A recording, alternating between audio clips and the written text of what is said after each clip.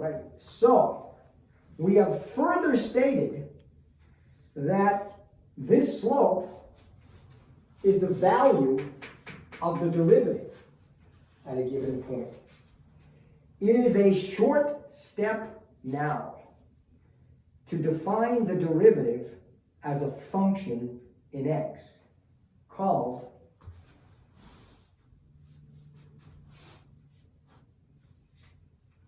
f prime of x.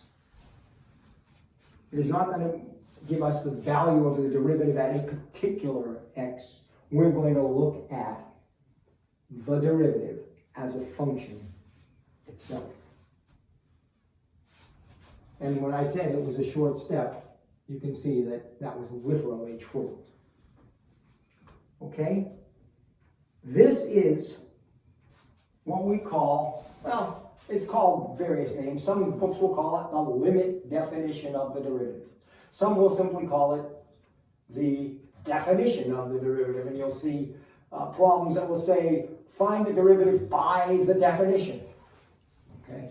But that's what it is. So let's do that. Let's find the derivative for a couple of different functions using the definition or the limit definition.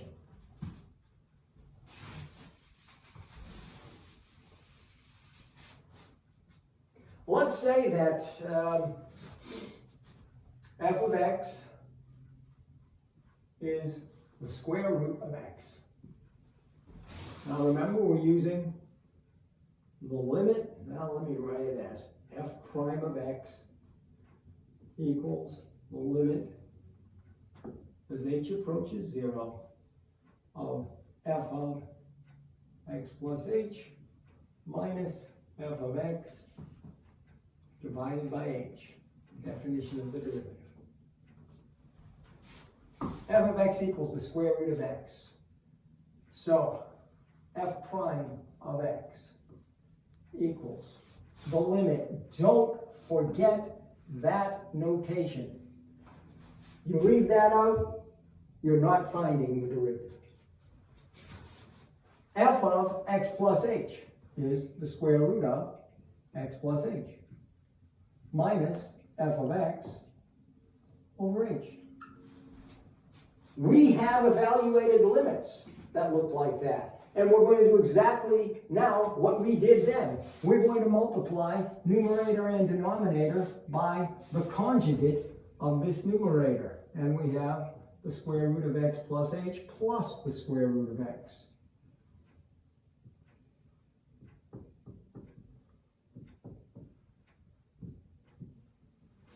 And again, as long as there is an h over there, this notation must remain. What we have is a minus b times a plus b. A squared is x plus h. B squared is x. X minus x is gone. Divided by h times the quantity, the square root of x plus h, plus the square root of x. This h is a factor in the denominator. It can be divided into this. And so now we have the limit as h approaches 0 of 1 divided by the square root of x plus h plus the square root of x. What were we trying to accomplish? We were trying to get this to the point where we could substitute 0 for h and not have an indeterminate form. Well, we've reached that point. We can now let this h go to 0, and what we have is 1 over the square root of x plus the square root of x, 1 over 2 times the square root of x.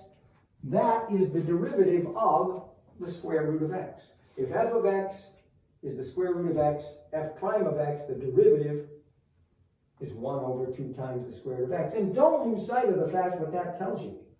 That function, the derivative is a function, can tell you the slope at any value of x on that curve. Let's do one more for a function that we're familiar with. And it would be in your best interest to memorize this one and the next one, because they are so common in the course. All right, let's say that f of x equals 1 over x, our old reciprocal function. Well, f prime of x equals the limit as h approaches 0 of 1 over x plus h.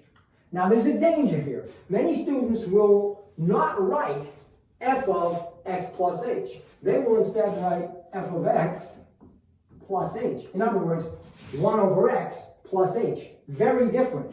Way back in our lesson on transformations of graphs, you saw that those were not the same. Don't make that error. Whatever x is doing in the function, it must be replaced there by x plus h.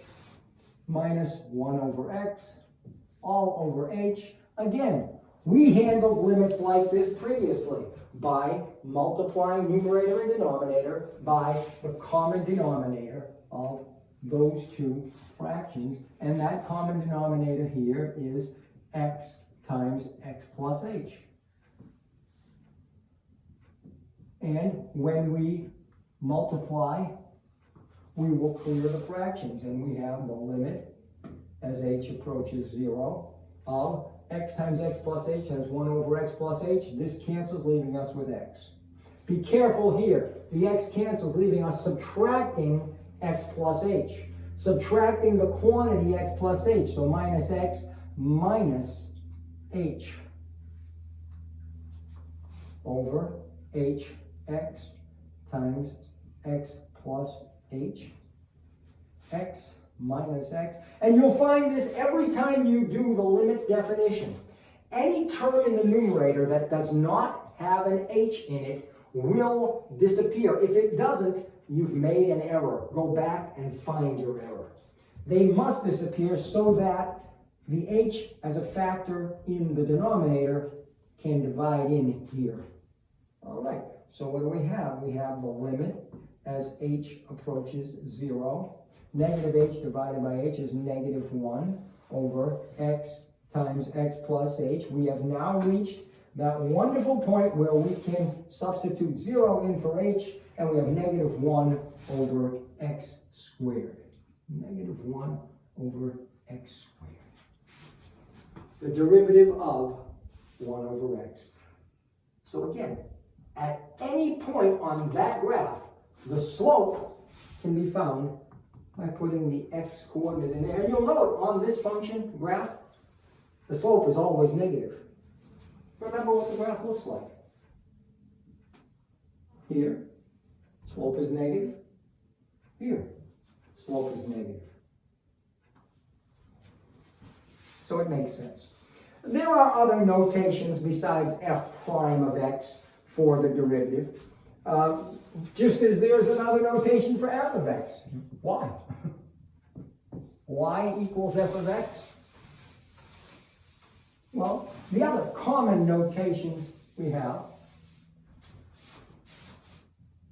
for f prime of x is dy dx, which is simply the operator d dx, the derivative with respect to x acting on y. But we write it that way. It's also written sometimes simply as y prime. Those are the most common notations that we'll see. And of course, as always, the variable of differentiation need not be x. You know, we can talk about g of t, r of s, whatever. The derivative is a function. It can be graphed. And we just saw that derivative, negative 1 over x squared. That's a function. We could graph that. 1 over 2 times the square root of x, that's a function. We could graph that. Certain terms that you should be familiar with. To find the derivative of a function is to differentiate the function. Differentiation is the process of finding a derivative.